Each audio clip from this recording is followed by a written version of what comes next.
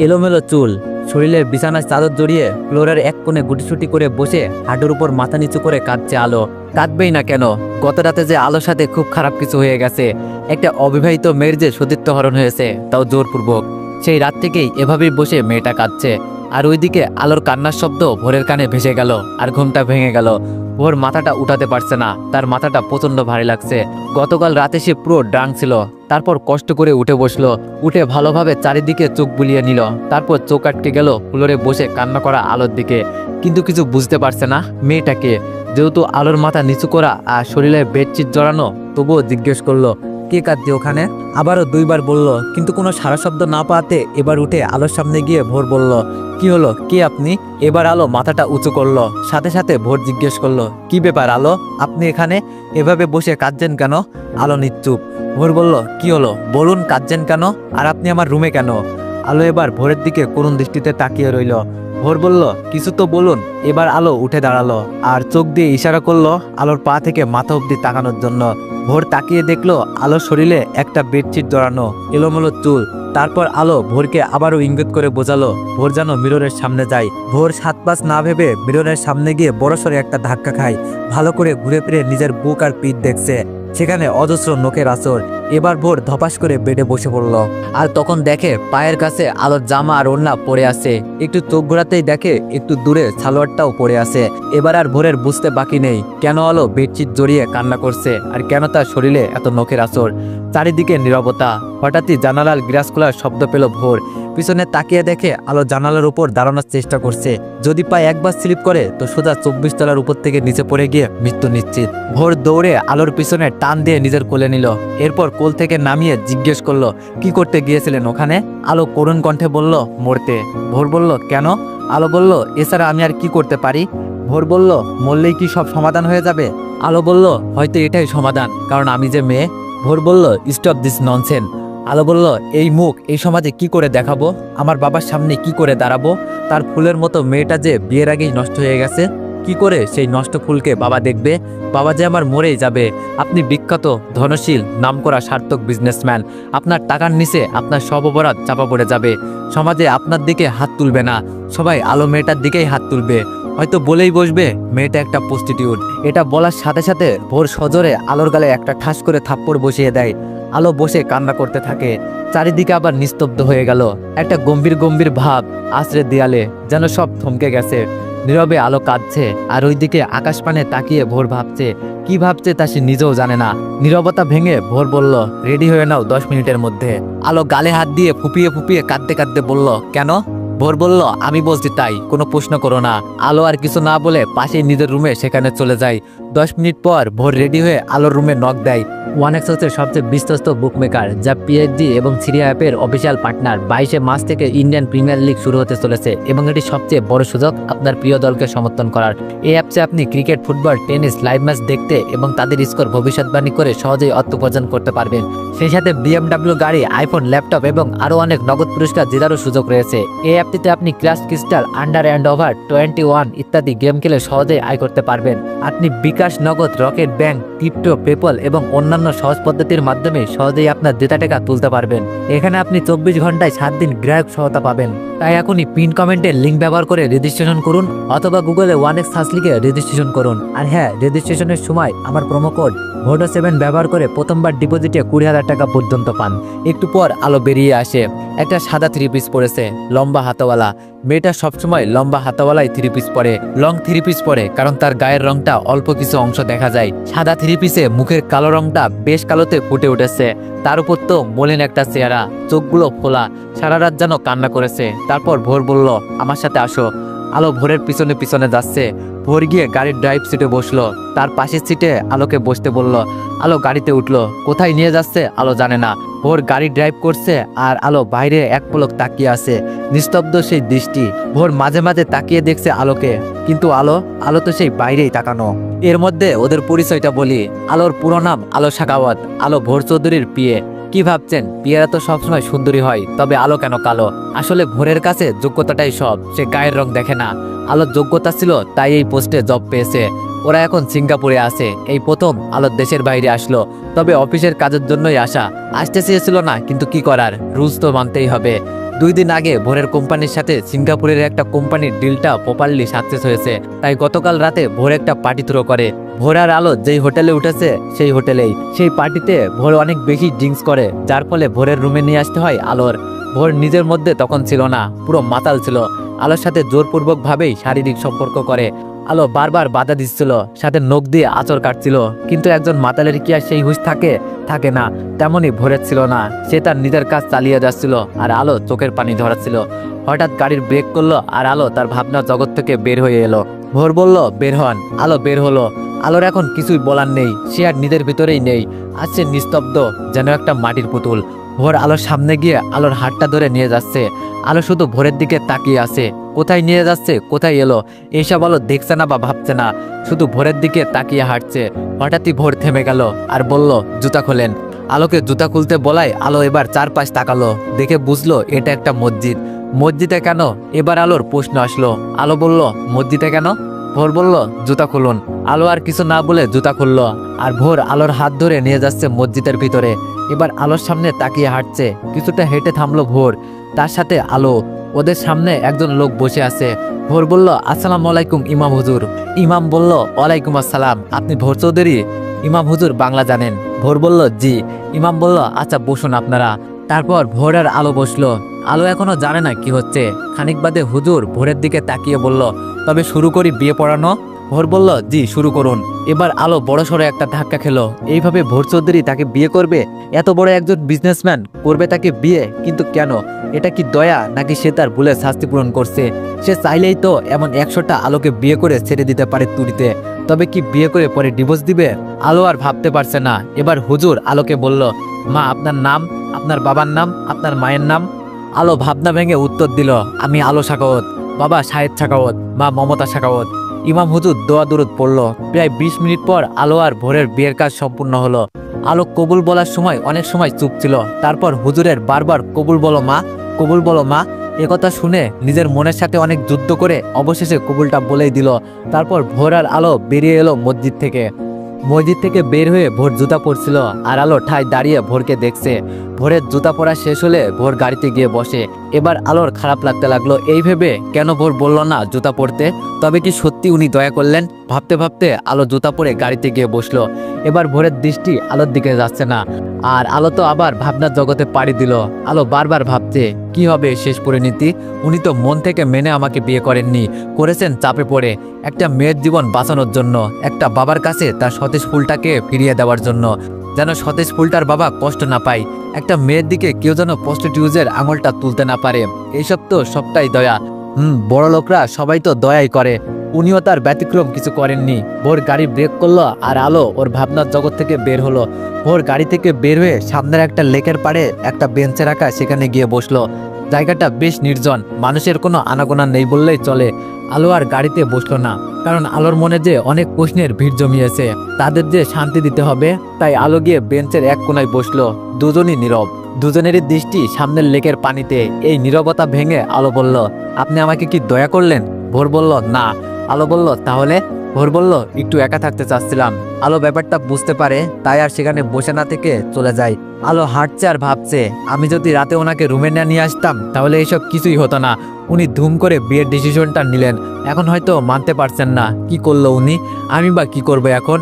আমার কি বা করার আছে? ওনার চেহারা দেখে বেশ বোঝা যাচ্ছে উনি বেশ চিন্তিত। এত রাগী একটা মানুষ, সে যদি এমন নিস্তব্ধ হয়ে যায়, এমন নরম হয়ে যায়, তাহলে এটাই বোঝা উচিত তার ভিতরটা কত চিন্তার বাধা বেঁধেছে। এর থেকে বরং আমি মরে যাই, তবেই সব সমস্যার সমাধান হয়ে যাবে। বাবা সরি বলেই আলো লেকের পানিতে ঝাঁপ দেয়। ভোর পানিতে কিছু পড়ার শব্দ শুনে চারপাশ তাকিয়ে দেখে আলো নেই। তারপর দৌড়ে সেখানে যায়, গিয়ে দেখে আলো পানিতে ঝটপট করছে। ভোরও পানিতে ঝাঁপিয়ে পড়ে। এরপর আলোকে লেকের পাড়ে তোলে। তারপর আলোর পেটে 2 হাত দিয়ে প্রেসার দিতেই আলো কাশি দিতে দিতে উঠে পড়ে। আর সাথে সাথে ভোর আলোর গালে সজোরে একটা চর বসিয়ে দেয়। আলো গালে হাত দিয়ে কান্না করতে করতে বলে স্যার আমি তো আপনার ভালো। আলো পুরো কথাটা বলতে পারে না, তার আগেই ভোর আলোর দিকে অগ্নিদৃষ্টিতে তাকায়। এরপর ভোর আলোর হাত ধরে ওকে গাড়িতে বসিয়ে নিজেও বসে ড্রাইভ করে সোজা হোটেলে চলে আসে।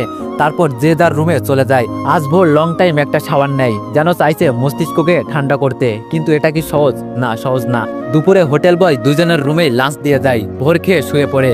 ওর খুব ঘুমের দরকার, কারণ আজ রাতেই ওদের ফ্লাইট। তাই ভোর ঘুমানোর চেষ্টা করে আর ঘুমিয়ে পড়ে। ভোর মোবাইলে অ্যালার্ম দিয়ে রেখেছিল রাত 8টার। অ্যালার্ম বাজতেই ওর ঘুম ভেঙে যায়। উঠে আলোর রুমে যাচ্ছে বলতে আলো যেন রেডি হয়। ওদের ফ্লাইট 11টায়। আলোর দরজা লক করা ছিল না, তাই ধাক্কা দিতেই খুলে গেল। ভিতরে ঢুকে দেখে আলো নেই। তারপর ওয়াশরুমের কাছে গেল, দেখলো ওয়াশরুমের দরজাটা খোলা, তার মানে আলো ওয়াশরুমও নেই। এবার ভোর বেলকুনিতে গেল, গিয়ে দেখে আলো রকিং চেয়ারটাতে বসে ঘুমিয়ে পড়েছে। আলোর দিকে ভোর একটু ভালো করে তাকিয়ে দেখে আলো শুধু বাথ টাওয়ালটা পরে আছে, যা আলোর হাঁটু অব্দি, আর চুলের টাওয়ালটা নিচে পড়ে আছে। ভোর কোনোদিন ভাবেনি আলোকে এভাবে দেখবে, তাই ভোর ওখান থেকে সরে এলো রুমে বসে জোরে জোরে ডাকছে, আলো আলো কই আপনি? ভোরের ডাক আলোর কানে যাওয়া মাত্রই আলো ধরপড় করে উঠলো আর এক দৌড়ে রুমে গেল। আলোর একটু হুঁশ নেই যে আলো বাথ টাওয়াল পরে আছে। এসে আলো বলল, কি হয়েছে স্যার, এভাবে ডাকছেন কেন? ওর আলোর দিকে তাকিয়ে পিছন দিকে ঘুরে ফিরলো, এমন একটা ভাব করলো যেন আলোকে দেখে সে খুব লজ্জা পেয়েছে, আর সেই লজ্জায় পড়ে পিছনে ঘুরে দাঁড়িয়েছে। আসলে পুরুষরা প্রচুর ভ্রম করতে জানে আর কি। আলো ভোরের ওভাবে ঘুরে দাঁড়ানো দেখে কি ভেবে নিজের দিকে তাকালো, তাকিয়ে সেও বেশ লজ্জায় পড়ে গেল। তার ইচ্ছে করছে মাটির নিচে ঢুকে পড়তে। এর মধ্যে ভোর বলল, রেডি হন, আমাদের ফ্লাইট 11টায়। আর আপনার লাঞ্চ এখনো রাখা কেন, খাননি কেন? খেয়ে বের হবেন। সবটা আলোর বিপরীত ঘুরে দাঁড়িয়ে বলছিল, বলে রুম থেকে বের হয়ে গেল। আর আলো এইদিকে তো লজ্জায় শেষ, তারপর খেয়ে নিল কোনো মতে। এরপর রেডি হয়ে বসে রইল ভোরের জন্য। একটু পর ভোর এলো, এসে আলোকে নিয়ে বের হলো। প্রায় 1 ঘন্টা পর ওরা পৌঁছালো এয়ারপোর্টে। এখন 10টা 10 বাজে, ফ্লাইট এখনো অনেক দেরি। তাই ভোর আলোকে বসিয়ে রেখে একটু সামনে গেল ফোনে কথা বলতে বলতে। এইদিকে আলো ওর বাবার কাছে ফোন করে জানিয়ে দিল আগামীকাল দেশে আসবে। প্রায় 10 মিনিট পর ভোর এলো, সাথে কিছু খাবার নিয়ে। ভোর বলল, আলো এগুলো খেয়ে নিন। আলো বলল, আমি তো খেয়ে বের হয়েছিলাম, আমি আর খাবো না। ভোর বলল, দেখেছি, প্লেটের 4 ভাগের 1 ভাগও শেষ হয়নি, নিন খেয়ে নিন তাড়াতাড়ি, আর কোনো কথা নয়। আলো আর কথা না বাড়িয়ে চুপচাপ খেয়ে নিল। পাশে বসে ভোরও হালকা কিছু খেলো। কিছুক্ষণ পর অ্যানাউন্সমেন্ট হলো, তারপর ওদের চেকিং হলো। ওরা পাশাপাশি সিটেই বসেছে, আলো উইন্ডো সিটে আর ভোর ওর পাশেই বসেছে। প্রায় 1 ঘন্টা পর আলোর চোখে একটু ঘুম ঘুম ভাব এলো। তারপর আলো ঘুমিয়ে পড়লো, কিন্তু ভোরের চোখে ঘুম নেই। আলো ঘুমের ঘরে ভোরের কাঁধে মাথা রাখলো। ভোর কিছু মনে করলো না, আলো পুরো ঘুমে বিভোর। সারাটা ফ্লাইটে আলো ভোরের কাঁধেই ঘুমালো। যখন প্লেন ল্যান্ড করলো তখন আলো ঘুমিয়েছিল। ভোরের ডাকে আলো মিটমিট করে চোখ খুলে নিজেকে আবিষ্কার করে তাড়াতাড়ি ভোরের কাছ থেকে মাথা তুলে বলল, সরি স্যার। ভোর বলল, ইটস ওকে, আমরা এসে গেছি, চলুন। তারপর ওরা বাংলাদেশ এয়ারপোর্ট থেকে বাসায় যাওয়ার জন্য গাড়িতে উঠলো। আলো অবশ্য ভোরকে বলেছিল সে একা একাই বাসায় যেতে পারবে, কিন্তু ভোর বলল তার কিছু জরুরি কথা আছে, যেতে যেতে বলবে। তাই যেন ভোরের গাড়িতে ওঠে। অবশেষে বাধ্য হয়ে উঠলো আলো। এবার আর ভোর ড্রাইভ করছে না, ড্রাইভার আছে। আলো আর ভোর পিছনের সিটে বসা। একটু পর আলো বলল, স্যার আপনার জরুরি কথা কি এখন বলা সম্ভব? ভোর বলল, আসলে আমি বলতে চাচ্ছি সিঙ্গাপুরে যা কিছু হয়েছে এখন এগুলো কাউকে বলার দরকার নেই, যখন সময় হবে আমি বলবো তখন। আলো বলল, আপনার মান সম্মানের ব্যাপার স্যাপার। আলো বলল, আপনার মান সম্মানের ব্যাপার স্যাপার বলে কথা কাউকে বলা যাবে না। ভোর বলল, আলো সবকিছু একটা ঘরের ভিতরে ঘটে গেছে, আমি সম্পূর্ণ অপ্রস্তুত ছিলাম। আমার মাইন্ডও কি দিয়ে কি করলাম আমি তখন ভাবিনি, কিন্তু করার পর বুঝলাম। আলো বলল, কি বুঝলেন? ভুল করেছেন এটাই তো? আচ্ছা স্যার, আমি তো বলিনি আমাকে বিয়ে করেন, বলেছি আমি বললে আপনার তো সিটে ফোটাও ক্ষতি হতো না, যা হবার আমার পরিবারের হতো, তবে কেন করলেন ভুল? ভোর বলল, এই নিয়ে আমি আর কথা বলতে চাই না, আমি যখন চাই না কেউ জানবে এই বিষয়ে, সো কেউ জানবে না, দ্যাটস ফাইনাল। আলো আর কিছু বলতে পারলো না, শুধু অজরে কেঁদে গেল। প্রায় ঘন্টাখানিক পর আলোর বাড়ির সামনে এসে গাড়ি থামলো। আলো আস্তে করে নেমে পড়লো গাড়ি থেকে, নিজের ব্যাগটা নিয়ে বাড়ির মেন গেটে ঢুকে গেল। একবারও পিছন ফিরে তাকায়নি, তাকালে হয়তো আবার অজরে ঝরবে নোনা জল। ভোরও ওর গাড়ি নিয়ে চলে গেল। আলো বাড়ির ভিতরে ঢুকে দেখে ওর বাবা দাঁড়িয়ে আছে। বাবাকে দেখে আলো দৌড়ে গিয়ে জড়িয়ে ধরে। বাবার বুকে এসে মেয়েটা কেঁদে দিল, হাউ হাউ করে কাঁদলো। শাহেদ সাহেব মানে আলোর বাবার কাছে আলোর কান্নাটা একটু অদ্ভুত লাগলো, তাই জিজ্ঞেস করলো, কিরে মা তোর কি হয়েছে আমাকে বল। আলো হেসকি তুলতে তুলতে বলল, কিছু না বাবা। আলোর বাবা বলল, বাবার কাছে লুকাচ্ছিস? আলো আর বাবার দিকে করুণ দৃষ্টিতে তাকালো। আলোর বাবা বলল, আচ্ছা যা পরে বলিস, এখন ফ্রেশ হয়ে খেয়ে নে। আলো বলল, আচ্ছা। আলো নিজের রুমে চলে গেল। এইদিকে ভোরও বাড়ি পৌঁছে গেল। ভোরের মা শাইলা চৌধুরী ভোরকে দেখে তো সেই খুশি। ভোরও মা বলে মাকে জড়িয়ে ধরলো। তারপর সোফাতে মায়ের কোলে শুয়ে প্রায় আধা ঘন্টা গল্প জুড়ে তারপর রুমে আসলো। ভোরের বাবা নেই, 2 বছর আগে ব্রেন স্ট্রোক করে মারা গেছেন মাহতাব চৌধুরী। সেই থেকে ভোরই সবকিছু দেখাশোনা করে। আলো রাতে শুয়েছিল, এমন সময় ওর বাবা এলো রুমে। এসে মেয়ের মাথার কাছে এসে মেয়েকে ডাকলো। কিরে মা, ঘুমাসনি? আলো পাশ ঘুরে দেখে তার বাবা বসে আছে। আলো কিছু না বলে আস্তে মাথাটা তার বাবার কোলে রাখে। আলোর বাবাও মেয়ের মাথায় বিলি কেটে দিচ্ছে। আলোর বাবা বলল, কি হয়েছে আমার মেয়েটার? এত ভীষণ দেখাচ্ছে কেন? আলো বলল, বাবা তোমাকে অনেক কিছু বলার আছে। আলোর বাবা বলল, হ্যাঁ তো বল, আমিও শুনতে চাই। এরপর আলো একটা দীর্ঘশ্বাস ছেড়ে সব বলতে শুরু করলো বাবার কোলে শুয়ে শুয়ে। মাত্রই ভোর রাতের খাবার খেয়ে ঘুমাতে যাবে, তাই ওর ব্যাগ থেকে ওর জিনিসপত্র বের করছে। এমন সময় ভোরের চোখ আটকে গেল ব্যাগের ভিতরে, কারণ সেখানে রয়েছে আলোর সেই ওড়নাটা, যেটা আলো সেদিন পার্টিতে পড়েছিল। ওড়নাটা ভোর হাতে নিল, এরপর খুললো, দেখে একটা জায়গায় ছিঁড়ে গেছে। ভোর ওড়নাটা ভাগ করে আলমারিতে রেখে দিল, এই ভেবে যে কাল ফেরত দিবে। এর মধ্যে ভোরের মা ওর রুমে এসে দেখে ফেলে তার ছেলে একটা ছেঁড়া ওড়না ভাঁজ করে আলমারিতে রাখছে। তখন শাইলা চৌধুরী বলল, কি ব্যাপার, আমার ছেলের কাছে একটা ওড়না, তাও ছেঁড়া, সেটা আবার যত্ন সহকারে আলমারিতে রাখা হচ্ছে, কাহিনী কি? কে মেয়েটা? ভোর বলল, কোনো কাহিনী না মা, ওটা আমার একজন অফিসের স্টাফের, কাল দিয়ে দিব, ভুলে আমার ব্যাগে চলে আসছে, বুঝলে? ভোরের মা বলল, বুঝলাম, আমার যা বোঝার বুঝলাম ডিয়ার সন। ভোর বলল, মা এবার কিন্তু আমি রেগে যাচ্ছি। ভোরের মা বলল, রাখতে হবে না, এখন ঘুমিয়ে পড়, কাল অফিস আছে, গুড নাইট। ভোরের কপালে একটা চুমু দিয়ে ভোরের মা চলে গেল, আর ভোরও ঘুমিয়ে পড়লো। আলো সব কথা শুনে আলোর বাবা বলল, কাঁদিস না মা, জন্ম মৃত্যু বিয়ে রিজিক সবই আল্লাহর হাতে। তোর কপালে হয়তো এভাবেই লেখা ছিল বিয়েটা, এখন তোর ভেঙে পড়লে চলবে না। মনে রাখিস মা, স্বামীর অধিকার আদায় করে নিতে হবে যে কোনো ভাবেই। তুই আমার মেয়ে, তুই পারবি ওই ভোর চৌধুরীর মনে জায়গা করে নিতে, তোকে পারতেই হবে। এখন ঘুমিয়ে পড়, আমি যাচ্ছি। আলো চোখ মুছে ওর বাবার শেষ কথাটা চিন্তা করতে করতে ঘুমিয়ে গেল। আজ আলো হালকা পিঙ্ক কালারের একটা থ্রি পিস পরেছে। কালোদের হালকা পিঙ্ক কালার খারাপ লাগে না, ভালোই লাগে। আর আলোর চেহারাতে তো একটা মায়া আছেই, কখনো কোনো অর্নামেন্টস মেয়েটি পরে না। ওই যে একটা গান আছে না, নাকে নেই ফুল, কানে নেই দুল, গলাতে নেই কোনো হার। তো এভরিওয়ান, পরের লাইনটা কি বলে যাবেন, ভুলে গেছি। এমনই ব্যাপারটা, আলোরও নাকে কানে গলায় কোনো অর্নামেন্টস নেই, তবুও মেয়েটাকে একেবারে খারাপ দেখায় না। বাবার সাথে নাস্তা করে আলো অফিসের উদ্দেশ্যে বের হয়।